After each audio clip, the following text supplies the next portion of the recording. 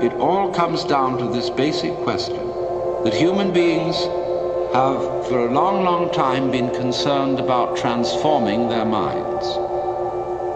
Is there any way in which one's mind can be transformed? Or is it simply a process which is nothing more than a vicious circle? I could ask, why have you come here this afternoon? What were you looking for? Would it be too presumptuous of me to say that you were looking for help? That you hoped you would hear somebody who had something to say that would be of help and relevance to you as members of a world which is running into the most intense difficulty. A world beset by a complex of problems, any one of which would be bad enough. But when you add together all the great political, social, and ecological problems with which we are faced, they are appalling. And one naturally says, the reason why we are in such a mess is not simply that we have wrong systems for doing things, whether they be technological, political, or religious, but we have the wrong people. The systems may be all right, but they are in the wrong hands because we are all, in various ways, self-seeking, lacking in wisdom, lacking in courage, afraid of death, afraid of pain, unwilling really to cooperate with others, unwilling to be open to others. And we all think that's too bad. It's me that's wrong. And if only I could be the right person.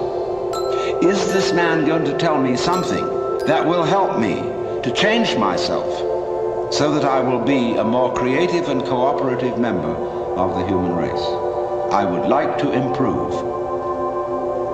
So in so many people's minds and from so many different angles, there is this urgent feeling that I must improve me. And this is critically important because it's obvious that, at least it's superficially obvious, that the way things are, we are going to hell fast. Now in this question, can I improve me? There is the obvious difficulty that if I am in need of improvement, the person who's going to do the improving is the one who needs to be improved. And there immediately we have a vicious circle. All right, you want grace? Well, ask God, maybe he'll give it to you. And the theologian will tell you, yes, God gives his grace freely. He gives it to all because he loves all. It's here like the air. All you have to do is receive it. Or a more orthodox, a Catholic Christian would say, all you have to do is to be baptized, to take the holy sacrament of the altar, the bread and wine, the body and blood of Christ, and there is the grace right there. And it's given by these simple physical means so that it's very easily and readily available. Well, a lot of people got baptized, and it doesn't always take. People fall from grace. Why do they? You see, we're just talking about the same old problem, but we've put it a step up, but it's the same problem. How can I improve myself was the first problem. The second problem is, how can I accept grace? They're both the same problem. Because you've got to make a move which will put yourself out of your own control into the control of a better. If you don't believe in the Christian kind of a God, you can believe in the Hindu kind of a God, who is your inner self. You see, you've got a lower self, which you can call your ego. That's that little scoundrelous fellow that's always out for me. But behind the ego, there is the Atman, the inner self, the inward light, as Quakers would call it, the real self, the spirit, which is substantially identical with God. So you've got to meditate in such a way that you identify with your higher self. How do you do that? Well, you start by watching all your thoughts very carefully, watching your feelings, watching your emotions, so that you begin to build up a sense of separation between the watcher and what is watched, so that you are, as it were, no longer carried away by your own stream of consciousness. You remain the witness, impassively, impartially, suspending judgment and watching it all go on. That seems to be something like progress. At least you're taking an objective view of what is going on. You are beginning to be in a position to control it. But just wait a minute. Who is this self behind the self, the watching self? Can you watch that one? It's interesting if you do. Because you find out, of course, that this is just as the problem of grace is nothing more than a transposition of the first problem. How am I to be unselfish? By my own power. It becomes how am I to get grace by my own power. So in the same way we find that the watching self or the observing self behind all our thoughts and feelings is itself a thought. That is to say, when the police enter a house in which there are thieves, the thieves go up from the ground floor to the first floor.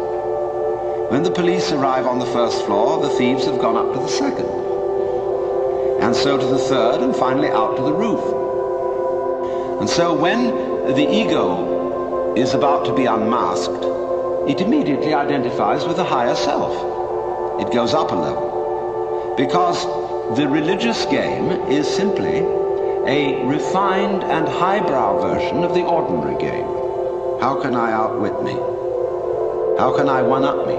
So, if I find, for example, that in the quest for pleasure, the ordinary pleasures of the world, food, sex, power, possessions, all this becomes a drag, and I think, no, it isn't there. So I go in for the arts, and literature, poetry, music, and I absorb myself in those pleasures.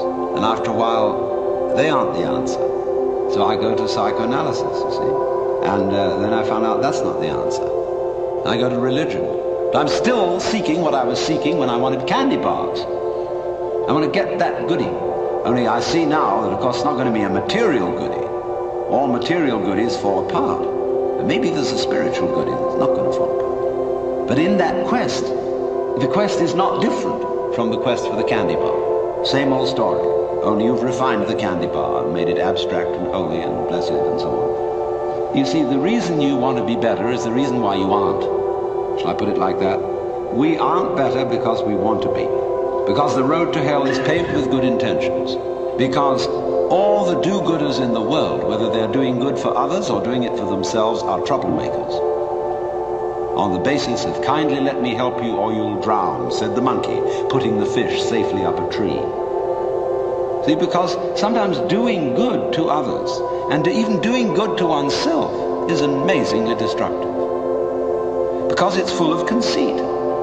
How do you know what's good for other people? How do you know what's good for you? If you say you want to improve, then you ought to know what's good for you. But obviously you don't. Because if you did, you would be improved.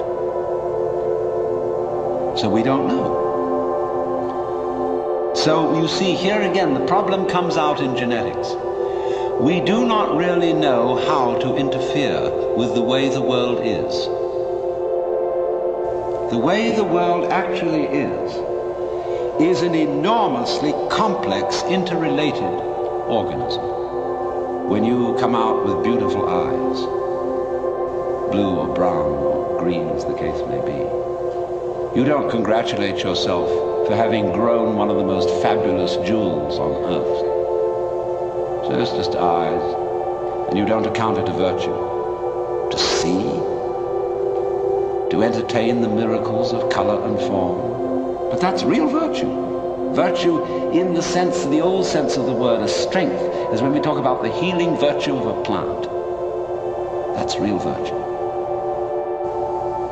So in a way, the moral, or the immoral, of these considerations is that if you are really aware of your own inner workings, you will realize there's nothing you can do to improve yourself. And this also goes for society. We can change society. We can get enormous enthusiasm going out of the idea that there is a revolution afoot and that this revolution is going to set everything to right. Do you know a revolution that ever set anything to right? Whether the revolution came from the left wing or from the right wing? So Let's look at this thing from another point of view, which you will at first think highly depressing. Let's supposing we can't do anything to change ourselves. Suppose we're stuck with it. Now that is the worst thing an American audience can hear. There's no way of improving yourself, because every kind of culture in this country is dedicated to self-improvement. So here's the situation, you see. There is no, the whole idea of self-improvement is a will-o'-the-wisp and a hoax. That's not what it's about. Let's begin where we are.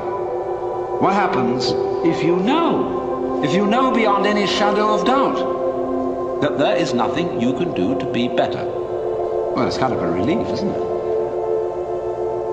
Seeing that there isn't really anything we can do to improve ourselves or to improve the world, if we realize that that is so, it gives us a breather in the course of which we may simply watch what is going on.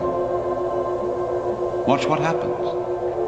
Nobody ever does this, you know. Therefore, it sounds terribly simple. It sounds so simple that it looks as if it isn't worth doing.